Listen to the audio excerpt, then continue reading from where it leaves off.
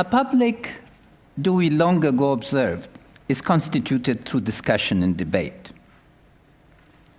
If we are to call the tyranny of assumptions into question and avoid doxa, the realm of the unquestioned, then we must be willing to subject our own assumptions to debate and discussion. It is in this spirit that I join into a discussion of one of the critical issues of our time, namely, how to mobilize different forms of capital for the project of state building. To put the assumptions very clearly, capitalism, after 150 years, has become acceptable, and so has democracy. If we looked in the world of 1945 and looked at the map of capitalist economies and democratic polities, they were the rare exception, not the norm. The question now, however, is both about which form of capitalism and which type of democratic participation. But we must acknowledge that this moment has brought about a rare consensus of assumptions, and that provides the ground for a type of action because consensus of each moment allows us to act, and it is necessary, no matter how fragile or how provisional our consensus, to be able to move forward. But the majority of the world neither benefit from capitalism nor from democratic systems. Most of the globe experiences the state as repressive, as an organization that is concerned about denial of rights, about denial of justice, rather than provision of it. And in terms of experience of capitalism, there are two aspects that the rest of the globe experiences. First, extractive industry. Blood diamonds, smuggled emeralds, timber that is cut right from under the poorest. Second is technical assistance. And technical assistance might shock you, but it's the worst form of today, of the ugly face of the developed world to the developing countries. Tens of billions of dollars are supposedly spent on building capacity with people who are paid up to $1,500 a day, who are incapable of thinking creatively or organically. Next assumption, and of course the events of July 7, I express my deep sympathy, and before that September 11, have reminded us we do not live in three different worlds. We live in one world. But that's easily said, but we are not dealing with the implications of the one world that we are living in. And that is that if we want to have one world, this one world cannot be based on huge pockets of exclusion and then inclusion for some. We must now finally come to think about the premises of a truly global world in relationship to the regime of rights and responsibilities and accountabilities that are truly global in scope. Otherwise, we will be missing this open moment in history where we have a consensus on both the form of politics and the form of economics. What is one of these organizations to pick? We have three critical terms: economy, civil society, and the state. I will not deal with those first two, except to say that uncritical transfer of assumptions from one context to another can only make for disaster. Economics taught in most of the elite universities are practically useless in my context. My country is dominated by drug economy and a mafia. Textbook economics does not work in my context, and I have very few recommendations from anybody as to how to put together a legal economy. The poverty of our knowledge must become the first basis of moving forward, and not imposition of the framework that works on the basis of mathematical modeling, for which I have enormous respect. My colleagues at Johns Hopkins were among the best. Second, instead of debating endlessly about what is the structure of the state, why don't we simplify and say what are a series of functions that the state in the 21st century must perform? Claire Lockhart and I are writing a book on this. We hope to share that much widely. And third is that we could actually construct an index to measure comparatively how well these functions that we would agree on are being performed in different places. So what are these functions? We propose 10. And it's legitimate monopoly of means of violence, administrative control, management of public finances, investment in human capital, provision of citizenship rights, provision of infrastructure, management of the tangible and intangible assets of the state through regulation, creation of the market, international agreements, including public borrowing, and then most importantly, rule of law. I won't elaborate. I hope the questions will give me an opportunity. This is a feasible goal, basically because contrary to widespread assumption, I would argue that we know how to do this. Who would have imagined that Germany would be either united or democratic today, if you looked at it from the perspective of Oxford of 1943? But people at Oxford prepared for a democratic Germany and engaged in planning. And there are lots of other examples. Now, in order to do this, and this brings this group, we have to rethink the notion of capital. Capital, the least important form of capital in this project is financial capital, money. Money is not capital in most of the developing countries. It's just cash, because it lacks the institutional, organizational, managerial forms to turn it into capital. And what is required is combination of physical capital, institutional capital, human capital, and security, of course, is critical. But so is information. Now, the issue that should concern us here, and that's the challenge that I would like to pose to this group, is, again, it takes 16 years in your countries to produce somebody with a BS degree. It takes 20 years to produce somebody with a PhD. The first challenge is to rethink fundamentally the issue of the time. Do we need to repeat the modalities that we have inherited? Our educational systems are inherited from the 19th century. What is it that we need to do fundamentally to re-engage in a project that capital formation is rapid? The absolute majority of the world's population are below 20, and they are growing larger and faster. They need different ways of being approached, different ways of being enfranchised, different ways of being skilled.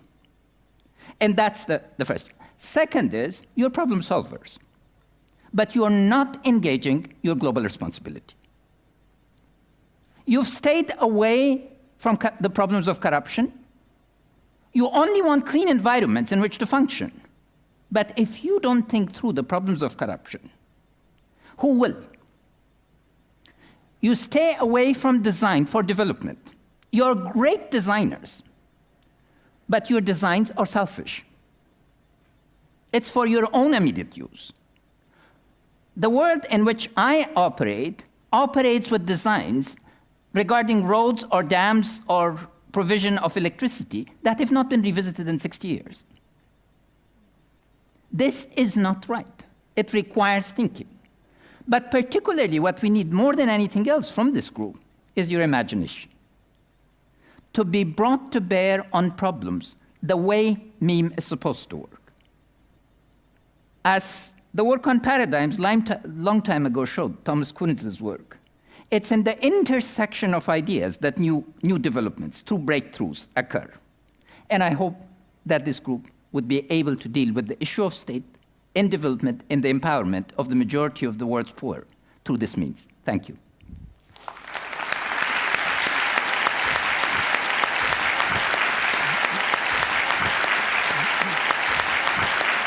So,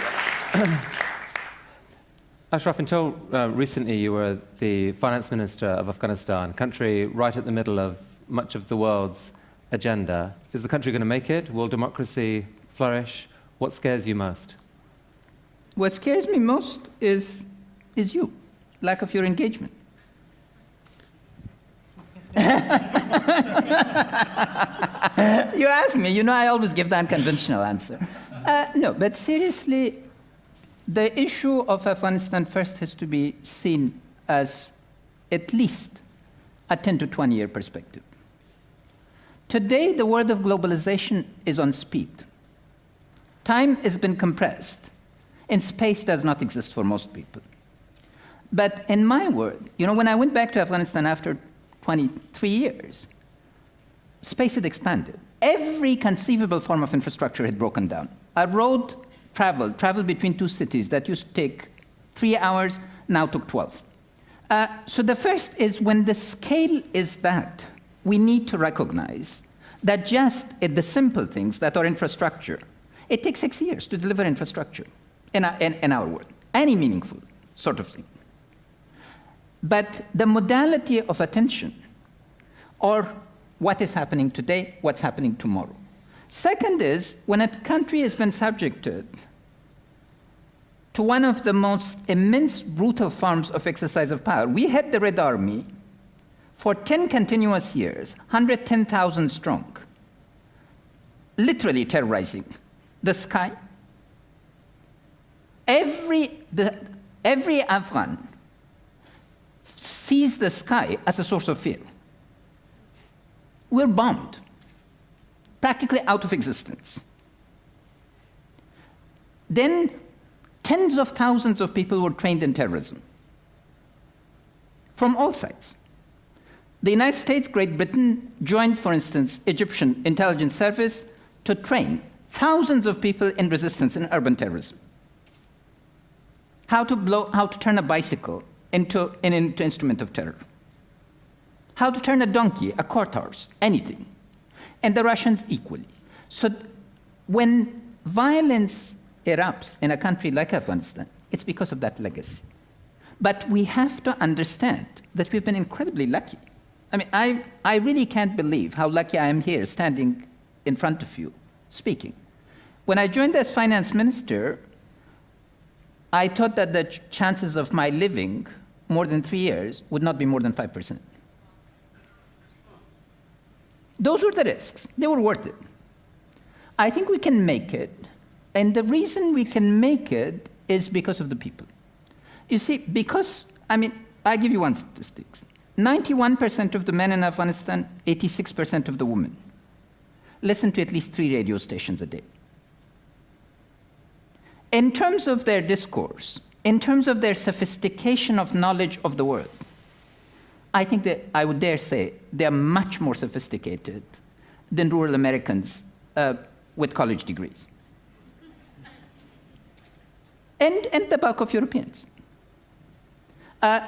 Because the world matters to them.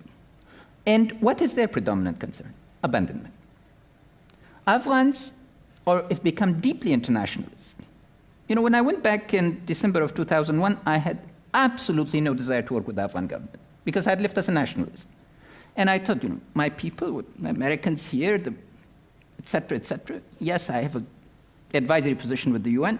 I went through 10 Afghan provinces very rapidly, and everybody was telling me it was a different world. You know, they engage, they see engagement, global engagement as absolutely necessity to the future of the ordinary people. And the thing that the ordinary Afghan is most concerned with is Claire Lockhart is here. So I'll recite a discussion she had with a illiterate woman in northern Afghanistan. And that woman said she didn't care whether she had food on her table. What she worried about was whether there was a plan for the future where her children could really have a different life. That gives me hope. How is Afghanistan going to provide alternative income to the many people who making their living off the drugs trade? Certainly. Well, the first is, instead of sending $1 billion on drug eradication and paying it to a couple of security companies, they should give this $100 billion to 50 of the most critically innovative companies in the world to ask them to create 1 million jobs. The key to the drug eradication is jobs. Look, there's a very little known fact. Countries that have a legal average income per capita of $1,000 don't produce drugs.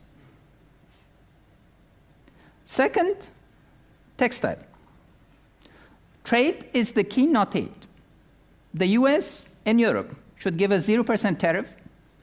The textile industry is incredibly mobile. If you want us to be able to compete with China and to attract investment, we could probably attract $4 to $6 billion quite easily in the textile sector if there was zero tariffs. Would create the type of job.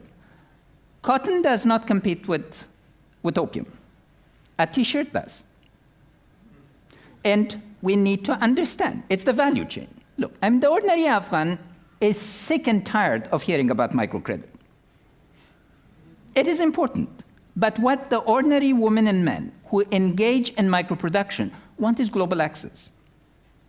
They don't want to sell to the charity bazaars that are only for foreigners, in the same bloody shirt, embroidered time and again. What we want is a partnership with the Italian design firms.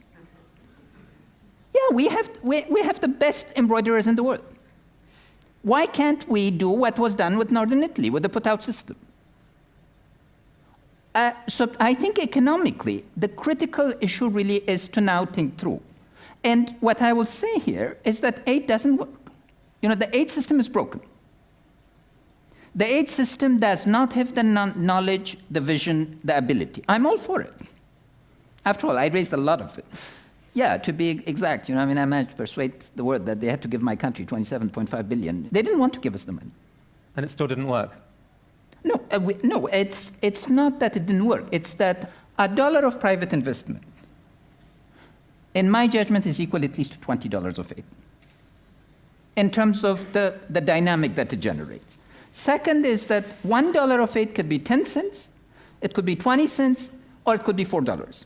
It depends on what form it comes, what degrees of conditionalities are attached to it. The aid system at first was designed to benefit the entrepreneurs of the developed countries, not to generate growth in the poor countries. And this is, again, one of those assumptions. The way car seats are an assumption that we've inherited and governments endorse. You would think that the US government would not think that American firms needed subsidizing to function in developing countries, to provide advice, but they do.